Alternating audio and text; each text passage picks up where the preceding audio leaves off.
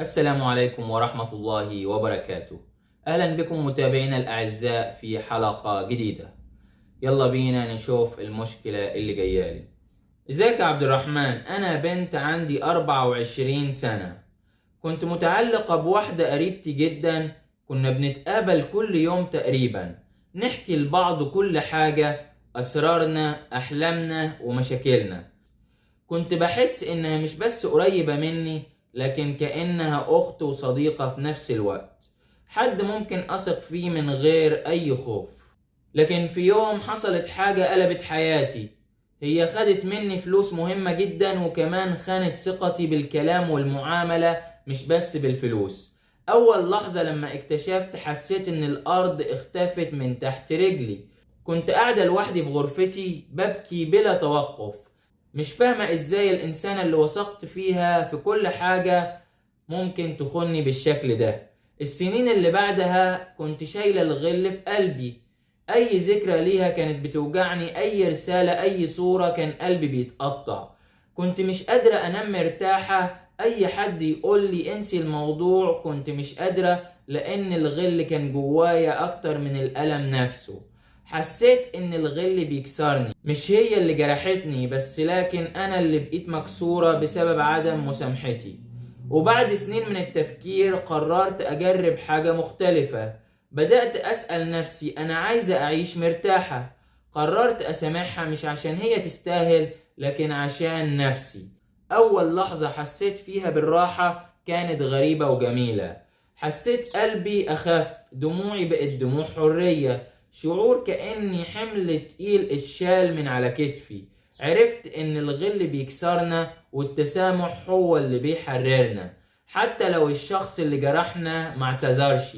دلوقتي بقيت اتعامل مع اي جرح او خيانة بعقل وهدوء، وافكر في نفسي الاول، وبقيت اعرف حدوده، واعرف ان التسامح مش ضعف، لكنه قوة بتحررني من الالم اللي جوايا.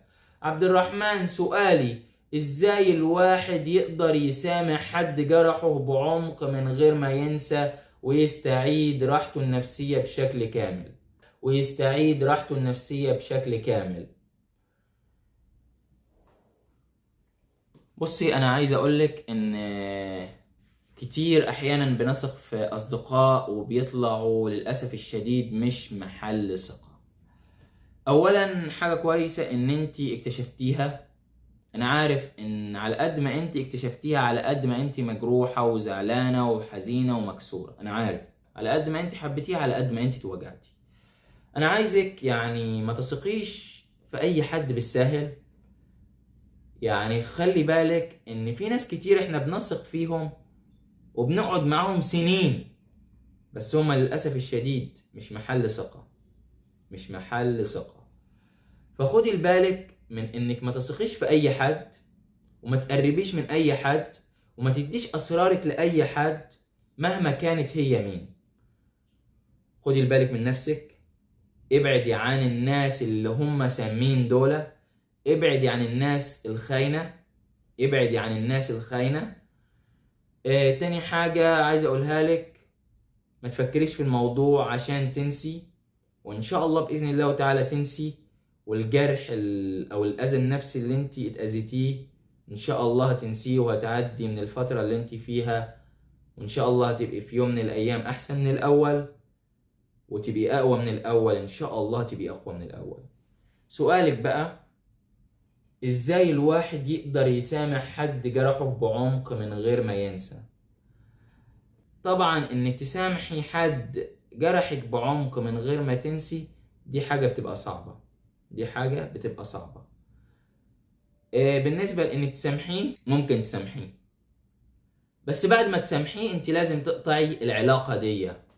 انت طول ما انت هتقطع العلاقة وتبعدي عن الشخص ده وسامحتيه، هتقدري تنسي، فما فيش اي مشاكل، هتقدري تنسي وهتقدري تسامحيه، بس لازم العلاقة دي تتقطع. اي علاقة خيانة للأسف الشديد لا يليق بها الا البتر. علاقة حد خانك، يبقى العلاقة دي لازم تتقطع. لازم العلاقة اللي فيها خيانة، العلاقة دي تتقطع. ازاي الواحد يقدر يسامح حد جرحه بعمق من غير ما ينسى؟ دي طبعا رديت عليها دلوقتي. ويستعيد راحته النفسية بشكل كامل. طبعا انت طول ما هتسامحي وهتنسي هتستعيدي راحتك النفسية بشكل كامل. ليه؟ انت لما بتكوني زعلانة وبتكوني مجروحة ومش مسامحة بتبقى الجرح بيظل، لان انت بتبقي حاسة بالقهر. لكن لما تسامحي الى حد كبير يعني انت بتتحرري من الزعل او الحاجة اللي انت شايلاها في قلبك وزعلانة ومجروحة ومكسورة. فانت اول ما بتسامحي، واول كمان لو قطعت العلاقة مع الشخصية دي او الانسانة دي، بتتحرري وبتستعيدي راحتك النفسية بشكل كامل. يعني بتتحرري وبتستعيدي راحتك النفسية بشكل كامل اول ما انت بتسامحي الشخصية دي وبتسامحي الإنسانة الخاينة، وبتقطع العلاقة وبتبعدي عنها وما بتتعامليش خلاص معاها. هتنسي مع الأيام وهتقدر إن شاء الله تعيشي براحة نفسية كاملة وهتنسي. أتمنى إني أكون أفدتك، وأنا عايزك تكوني حذرة في التعامل. مش أي حد نثق فيه، مش أي حد بيكون محل ثقة. تمام؟ مهما كانت قريبة منك قد إيه، مش أي حد نثق فيه. تمام؟ مش أي حد نثق فيه. أتمنى إني أكون أفدتك، وأتمنى إني أكون خففت عليكي من الوجع اللي أنت عايشة فيه. ونشوفكم في حلقة جديدة، وإلى اللقاء.